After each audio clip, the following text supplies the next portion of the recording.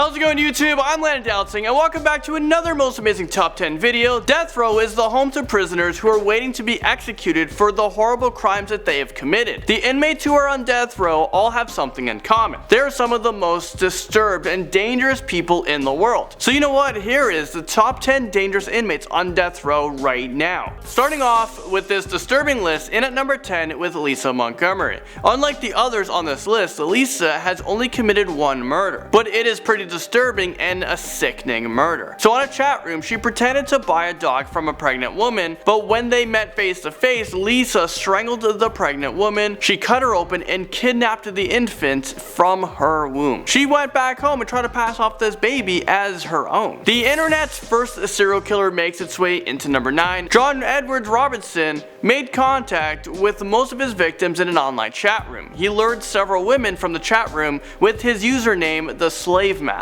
He is a convicted serial killer, con man, kidnapper, and forager who was found guilty in 2003 for 3 murders that he committed in Kansas. He was given the death sentence for 3 murders, but the police believed that he was involved with as many as 8 other murders. Up next, at number 8, Richard Fairley. He is a stalker and a convicted mass murderer who killed 7 people and wounded 4 others. He spent 4 years aggressively stalking one of his co-workers, Laura Black, so she was forced to get a restraining order against him. So on the day of the hearing, to make the restraining order permanent, he loaded up his RV with 100 pounds of weaponry. He drove to his old workplace and started shooting people with his gun. He even tried to kill Laura Black, but she was able to escape into a parking lot after he shot her twice. However, 7 unlucky people died that day, and he was sentenced to death back in 1992. Number 7 brings us to Joseph Edward Duncan III. He is a convicted murderer and sex offender who began committing his violent sexual assaults on other children when they were only a teenager. When he was younger, he admitted to his therapist that he had raped 13 younger boys by the time he was 16 years old. I mean, is this real life right now?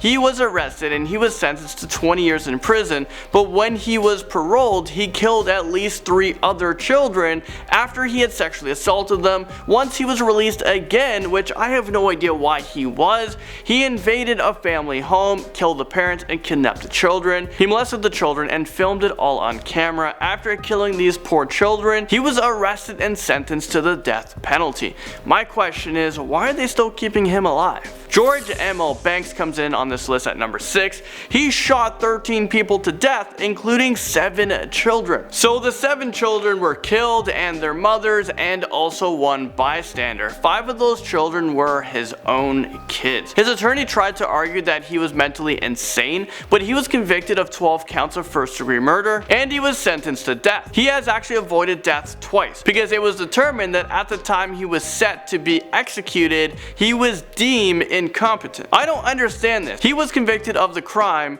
and this is his punishment. Why does he need to be deemed competent to be killed? Why are there rules for someone who's on death row? You have to wait so long to kill them. Number 5 brings us to Bobby Joe Long. He is responsible for abducting, sexually assaulting, and murdering at least 10 women in Florida back in 1984. During an 8-month period, he was averaging 1 murder every other week, and he would dump his victims' bodies and left them in strange positions, tied with ropes. He released his last victim after he raped her for a period of 26 hours, and she gave valuable information to the police that led to his arrest. In total, Bobby Joe Long has 1 5-year sentence, 4 99-year sentence, 28 life sentences, and 1 death sentence. Now at number 4 we have Charles. He was found guilty of multiple counts of kidnapping, rape, torture, and murder. He was convicted of 11 murders and he would take his victims to a lake cabin where he built in a dungeon room. According to court records, Charles and his accomplice abducted their neighbors, killed the men and babies, but kept the women alive. They would rape and torture them before killing them or waiting until they died from their injuries. Thankfully, he is currently on death row at San Quentin State Prison. Djorkaeff Tsarnaev explodes into number 3. He was given the death penalty after he planted the bombs at the Boston Marathon. And this took place back in 2013. The bombs killed 3 people and injured approximately 280 others. He later told the FBI that he had intended to detonate a series of explosions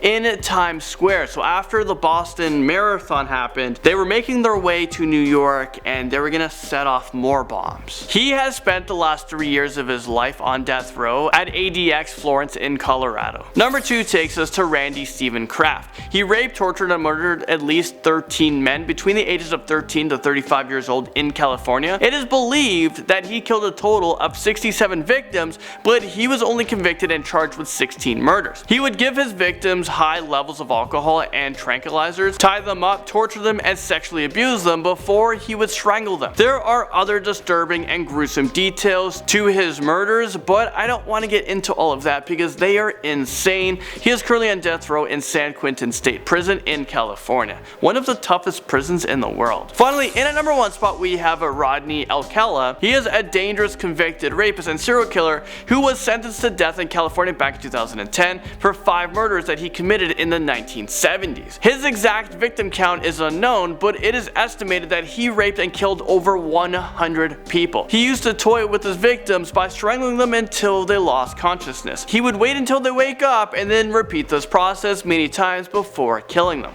Despite receiving 3 separate death sentences, he is still alive and he has been waiting on death row for the past 8 years. Well, there you guys have it. What a freaking insane list. But thanks for watching to the end of this video. I'll see you guys all in the next one.